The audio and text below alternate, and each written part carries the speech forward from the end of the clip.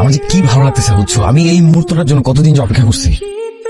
যাই হোক, তুমি কিন্তু এখন সে আগের মতনই আছো, একটু বদলাম নাও, ফুচকা খাও, খাও না প্লিজ।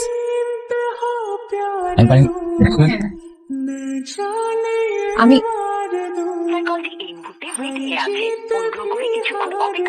আহ, আচ্ছা শুনো, আমি একটু পরে তোমাকে কল করতেছি। হ্যাঁ, আমার বান্ধবী কল দিচ্ছে। হ্যালো, কি ব্যাপার? তোমার বিকেলে কল দিলাম, কল রিসিভ করলে না, আবার ফোন দিলাম, নাম্বার ওয়েটিং, তুমি কল ব্যাক করতেছো না, কোনো সমস্যা?